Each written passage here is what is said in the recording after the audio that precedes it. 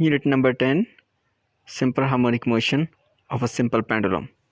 सबसे पहले हम इसकी कंस्ट्रक्शन पे आ जाते हैं कि सिंपल पेंडुलम होता क्या है। कंस्ट्रक्शन में ये एक स्ट्रिंग होती है जिसके साथ एक मैस पॉइंट मैस यानी वेरी स्मॉल मैस अटैच होता है। उसको हमने किसी सपोर्ट के साथ बांध दिया होता है, जैसे कि हमारे पास इस डायग्राम में दिखाया गया। अब इसका कुछ न कुछ वेट होगा, वो वेट डाउनवर्ड एक्ट कर रहा है, mg के इक्वल है। इस पोजीशन को हम इक्विलिब्रियम पोजीशन कहते हैं। इस वक्त इसके ऊपर कोई नेट फोर्स एक्ट नहीं हो रही। उसकी वजह क्या है कि इसके साथ ये जो मैस अटैच है, ये मैस इसको कुछ ना कुछ वेट होगा, वो डाउनवर्ड डायरेक्शन में है। उसको अगर हम एक्शन मान लें तो उसके रिएक्शन के तौर पे इस स्ट्रिंग के अंदर टेंशन आ जाती है। इसको हमने टी से डिनोट कर दिया।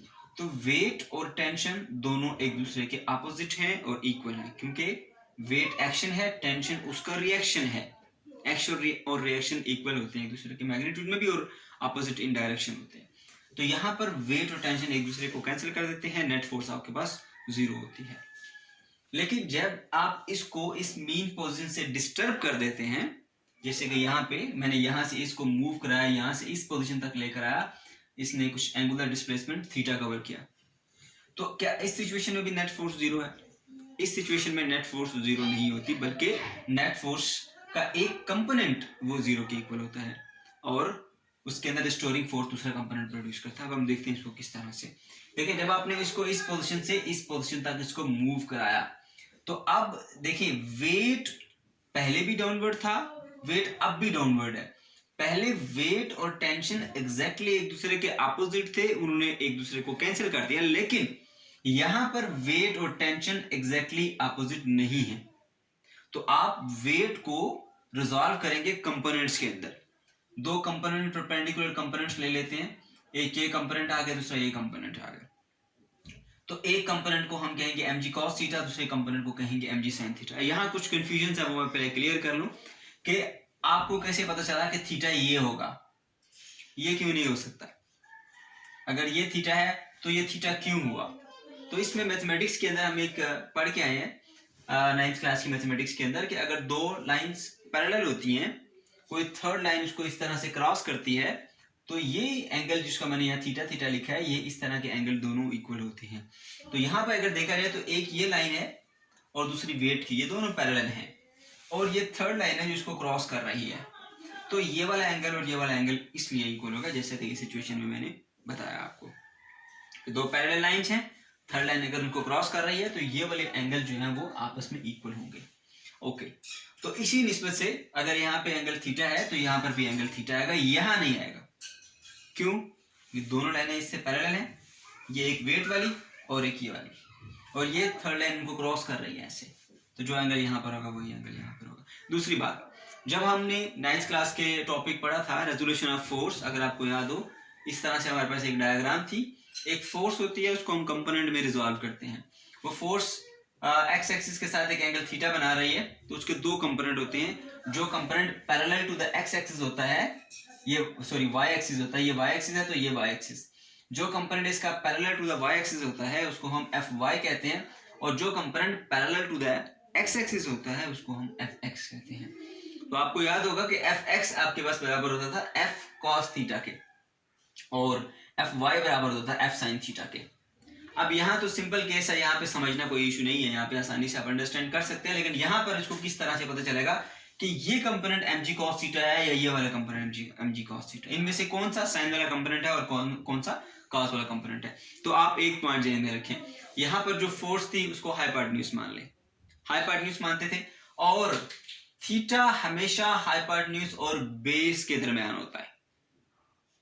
फिर सुने, जो भी एक्चुअल फोर्स है उसको आप हाइपोटेन्यूज मान लें, और जो एंगल थीटा है वो हमेशा हाइपोटेन्यूज और बेस के दरमियान होता है। इसका मतलब हाइपोटेन्यूज के साथ जो दूसरी चीज होगी वो बेस होगी, इन दोनों के दरमियान एंगल थीटा है। इसका मतलब ये बेस और बेस एफ एक्स यानी cos F cos theta. Similar case यहाँ पर देखें, अब ये हमारे पास एक्चुअल वेट की वो फोर्स है जिसको हमने कंपोनेंट में रिजॉल्व किया है। तो ये आपके पास वो फोर्स है इसको हम हाइपोटेन्यूज मान लेते हैं, और एंगल थीटा हमेशा हाइपोटेन्यूज और बेस के दरमियान होता है। यानी अगर ये हाइपोटेन्यूज है तो इसका मतलब फिर ये बेस होगी, क्योंकि थीटा इन दोनों के दरमियान है, और बेस के साथ आप cos थीटा लिख देंगे, परपेंडिकुलर के साथ आप sin थीटा लिखेंगे। तो जो इसका बेस वाला कंपोनेंट होगा उसको आप लिखेंगे mg cos थीटा, और जो इसका परपेंडिकुलर कंपोनेंट होगा उसको आप लिखेंगे mg sin थीटा।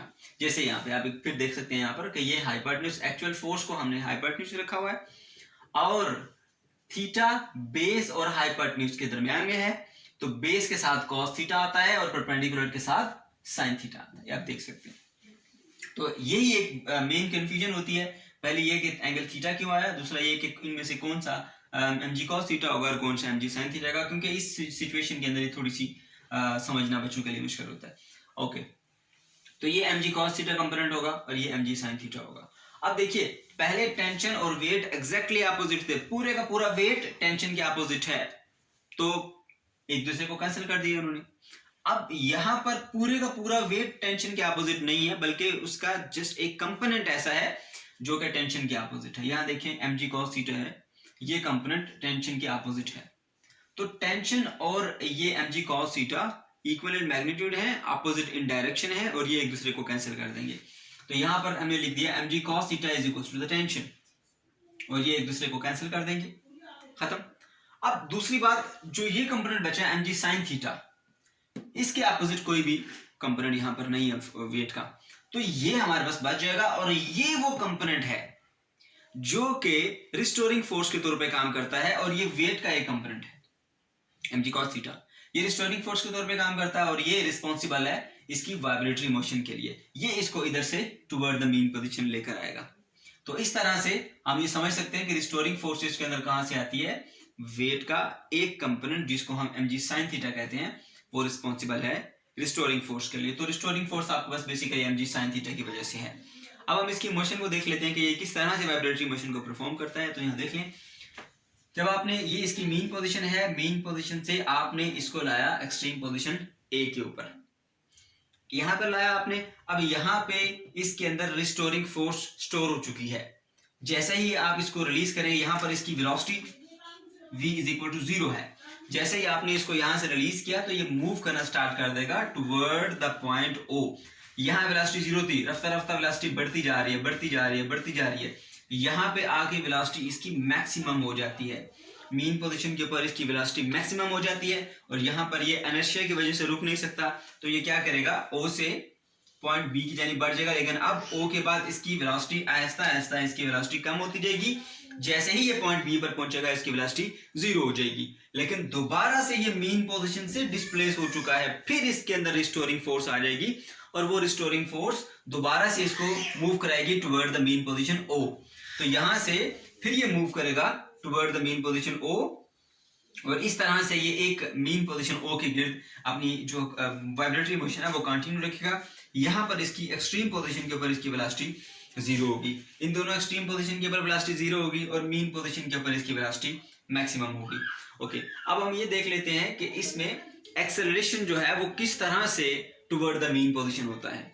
तो जिस तरह से हमने मास अटैच्ड टू स्प्रिंग में पढ़ा था, दो बातें हमने सीखी थी कि जब किसी ऑब्जेक्ट की वेलोसिटी इंक्रीज होती है तो उसके अंदर एक्सेलरेशन की direction in the direction of velocity होगी, और जब किसी ऑब्जेक्ट की वेलोसिटी डिक्रीज करती है तो acceleration opposite to the velocity होता है।